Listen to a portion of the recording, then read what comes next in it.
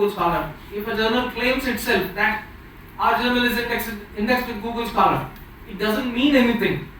It only means that your journal is searchable through Google Scholar. Google Scholar is not an indexing database. It is a search engine basically, right? But of course, it is a kind of search engine that searches only the journal articles and a few more other articles like books and patents and so on, right?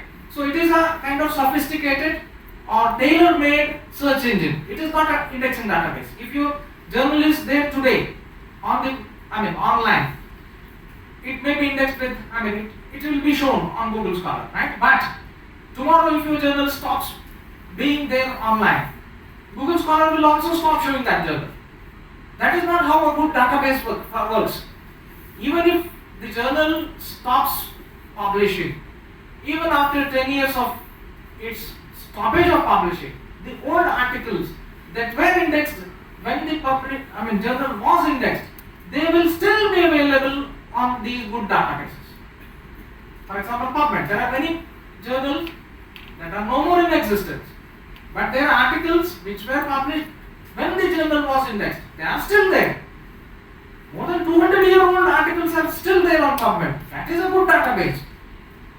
But Google Scholar is not a database. Got it? It will stop showing such journals when they stop publishing and stop being there online. Got it? Should focus on a particular specialty or field of science, because having multiple editors who are experts in multiple fields is very, very difficult. If a journal claims itself to be a journal of all sciences, then it is probably bogus. Be very, very careful, right?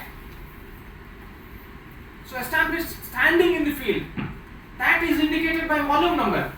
For example, Annals of Ayurvedic Medicine, it is there. What is the volume number currently? 11. So it means that since last 11 years it is being published. So 10 years of standing gives a lot of credibility to the journal, right? So volume number, if it is 1 and 2, 1 or 2 or very small number, it means that it is a very new journal, probably not yet established. Editorial board should consist of genuine researchers who are currently publishing. You look for the editorial board and look for their publications. Are they currently publishing or are they sitting on their past glory? You need to check. Editorial board is truly international. If a journal is international, it means that its editorial board contains the editors that represent different parts of the globe. Someone from Europe, someone from US, someone from South Asia, someone from Australia, and so on and so forth, right? That is what is meant by international journal. And of course, it will publish the papers from international authors, right? As well as the readers will be international. Now, readership being international is no more a criteria, because once your paper is there online, it is international. You cannot say that your journal is not being read by international audience. So that is an obsolete criteria, right? But yes, authors and editors, right? Variety of authors and variety of editors, or different panels of editors who represent different global regions should be there in the editorial board. Previous issue contains papers from international authors. Yes, this you can check. You can check the previous issues, right? Ask these questions. Is the journal available online? If it is not there online, probably it is not a good journal, because good journals, at least they make their abstract and title of published papers available online, because it will be indexed with good databases. So when a journal is indexed with database, those databases will show the title and abstract. Is it open access? Again, open access thing is a very, very, you should be very, very careful while publishing with open access journals, because this is the model that the pseudo journals or predatory journals are making use of. It is the model that is being misused. What is this model? There are two publication models for journals, right? One is subscription based and second one is author pays model. in subscription-based journals, who pays? See, any journal requires some finances to run and establish, run their establishment, offices, printing costs and so on, right? Finances are required to run any journal. From where these finances come from? For open access journals, they ask money from the authors. So authors, they pay money, right, before publishing. Whereas in subscription-based traditional journals, who pays money? The readers will pay money, not authors. Authors, they do not pay even a single penny, right? But to read the full paper, the readers need to pay money by either subscribing to the journal or by paying a required specific amount to read one single paper. So, based on this model, right, either the reader is paying the money or the author is paying the money. So, if the author pays the money, then it becomes open access. Anybody can read it for free of cost. Reader doesn't have to pay. That is why it is called open access. Whereas in traditional mode, the title, author names and abstract, these are the only things that will be made open for everyone, right? Everybody can read these three things freely. But if he or she wants to read the full paper, then he will have to pay money. Okay? So, which is more robust model? Which model is more robust? Which one? Subscription based model is more robust. Why? You are right. Why? Because to sustain itself, it needs readership. And if it starts publishing low quality papers, readers will stop subscribing to the journal. Right? Libraries will stop subscribing. So their readership is what is very, very important to keep their business model going. Hence, there is inherent checks and balances within this system. But with open access, there are thousands of authors who are willing to pay because they want their promotions, they want awards, they want this thing, that thing and so on. And they want publication within 1 week or 2 weeks before going to the interviews. So, see, this is the situation of authors which is being misused by these journals. So, you have to be very, very careful when submitting to an open access journal. You have to be very, very careful, right? Whether it is simply good open access or bad open access. Because there are very good journals that publish in open access model. For example, annals. Right? It takes very minimal charges from authors and it makes the papers open access. Right? So, there are good journals that, open access journals that don't even ask a single rupee. That is also there. So, open access model itself may not be bad. For example, IJME, in Indian Journal of Medical Ethics, it doesn't charge even single rupee. All papers are open access because it is funded by society. Society-run journals, they do not ask money from the authors, but still they are open access. So there are so many aspects to this kind, the types of publications which you should be aware of, because tomorrow you are going to submit your paper, so all these things become very important. Then does it have an impact factor? Always the impact factor is awarded by Clarivate Analytics. Earlier it was a part of Thomson Reuters, now it is Clarivate Analytics. So JCR, Journal Citation Report, it publishes impact factor every year. So recently the impact factor for last year was published. Right? So in 2022, the impact factor for 2021 is published. And the impact factor of a journal means the average citations received, right, by each published article of that journal, right, in 2021 for the articles published in 2019 and 2020. So for 2 years, previous years, right, whatever average citations are received for each paper, that becomes the impact factor of that journal. So what is the citation? When you write your paper, you include references, right? You write a reference section. So there are 25 references, for example. It means that you are citing 25 papers. So each of these 25 papers receives one citation because of your paper. So when you cite a paper, whenever you find it important. So when many people cite a single paper, it means many people are finding it important. So hence that is the logic behind taking this citation number into account to avoid impact. Okay? So does it have site score? Site score is similar to impact factor, but takes into account the articles published during last 4 years instead of 2 years. And it takes the Scopus data into account. Citation data or citation analysis is done using Scopus. Whereas journal citation reports, Clarivate Analytics, it conducts this calculation based on Web of Science citations. Okay? Then under which quadrant or quartile of Scimago rank does it fall? Recently this has become again another good metric. Many funding agencies, they ask you to publish your paper in Q1 and Q2 journals. What is this Q1 Q2? In any given field, right? Field wise, the journals are classified based on their citations, right? So for example, see, in pharmacology, for example, there are n number of journals, there are thousands of researchers all over the world who are working in the field of pharmacology.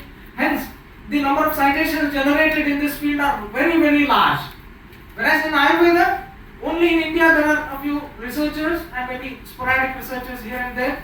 Hence, the total number of citations generated in the Ayurvedic field itself are very, very low. So, a journal JIM or AIM cannot be compared with the International Journal of Pharmacology. Got it? With respect to citations. So, Scimago rank tries to make this comparison possible within a field. Right? It classifies all journals coming under complementary alternative medicine. There are around 100 journals. There are around 100 journals that are listed under complementary and alternative medicine category. And 100 journals are once again divided into 4 quadrants or quartiles. Top 25%, next 25%, next 25% and last 25%. So Q1, Q2 journals, Q1 is again the best journal because its standard is high based on certain metrics. Again, most of them are based on the citation analysis. So time taken for editorial decision, if it is known, it is good, convenient. Online submission process, if it is there, it is good. Manuscript tracking facility, if it is provided, it is good. Acceptance rate, if it is known, it is always good. If it is somewhere around 30 to 35%, for example, it means yes, even a new researcher like you should be able to get your paper published. But if it is 1%, 2%, it is very difficult for a newcomer to be able to publish with such a journal that has got a very, very minimal acceptance rate. Article processing fee, I told you, right? So author pays model. Is it transparent? Are there color printing charges, reprint charges, submission fee, etc.? You should be aware of these things. Impact factor, I told you. Scimago journal rank, I told you. Yes, be careful with the fake impact factors, fake journal metrics. Author pays model of open access, I told you. Fake peer review process, again. Some journals, they say that it is peer reviewed, but they do not carry out any peer review. I can go on explaining, talking about this for hours together because it happens to be my field of expertise. But to give you one example, for example, a journal editor decides that his journal should be projected as peer review. So what does he do? He creates some 10 email IDs, right? And he sends the paper for review to one of those email IDs. And then logs out of this editor's account and logs in through reviewer account, and then yes, he says that yes, this is a wonderful paper, it should be published. Fake peer review, this is happening. So to a viewer, it looks as though yes, there is peer review process, there is emails coming from reviewers, and nobody is able to notice that yes, all the emails are coming from the same person who is also the editor. Got it? And there are some journals which send peer review, a copy pasted peer review. right? Font size is, should be checked. Line spacing is not proper. Formatting is not proper. Grammar should be checked. These are the 4 sentences that you will get irrespective of your paper. Again, all such things are very, very problematic, and you should be very careful. Don't fall prey to call for papers. If you receive an email saying that we have read your paper published in this journal, you are highly reputed scholar in the field, so kindly submit your paper to our journal. We will be very happy to publish your paper. Right? So such things, if a budding researcher receives, then immediately he should decide that yes, this is not the journal to consider. Should be immediately, such email should be immediately deleted. So claims such as under the process of PubMed indexing, it doesn't mean anything, right? If a journal, journal can be indexed on PubMed or it cannot be PubMed. It is not indexed or it is indexed. Only 2 possibilities. There is nothing like under the process. It means it is not indexed. Simple. So claims such as indexed in Elsevier. Elsevier is a publisher. It maintains several databases, Scopus, EBSCO, and so on.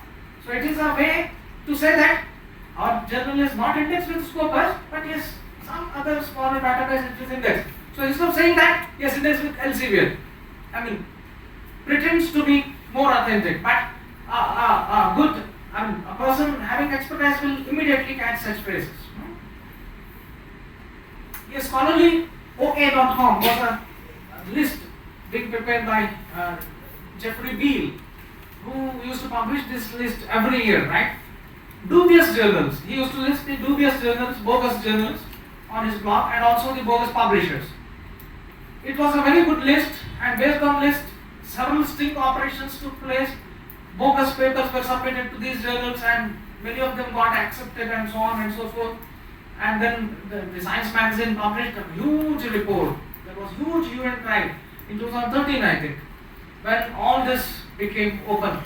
And then when all such European journal and US journal, international journal, global journal, all such journals with such fancy names, right? Their bank accounts were traced either to Iran, Iraq, or India and Bangladesh. Yes. So everything is now become open, right? So we have to be very, very careful. Yes, these are bogus journal metrics. Be very, very careful. Advanced Science Index, Directory of Journal Quality Factor, International Scientific Indexing, SJIF Impact Factor, GISI Impact Factor, Global Impact Factor, Universal Impact Factor, Cosmos Impact Factor. These are some examples. All these are fake, bogus. They do not mean anything. And if you have published with any journals that list some of these, please be careful. And better, if it is possible, better you withdraw your name from these journals, because they are definitely predatory journals. Right? As Rabindranath Acharya sir told in the morning. Nowadays, even the editorial board, they have to verify that yes, they have not published even a single paper with the predatory journals. So this is very, very, very important, not to publish with such bogus journals, right? Stop Predatory Journals is a website that lists such journals. Again, it has been taken up from Beal's list, because Beal's list was taken down by Beals because he was forced to take down. He deleted his entire blog because of pressure and also the court cases that were lodged against him. Yes, UGC care list. Again, UGC care list is for those, especially for those who publish in the area of local field of expertise, maybe languages, maybe in Hindi language or literature. For them, this list is good. But for us, for biomedical researchers, this is not a good list to consult. I recommend against consulting UGC care list.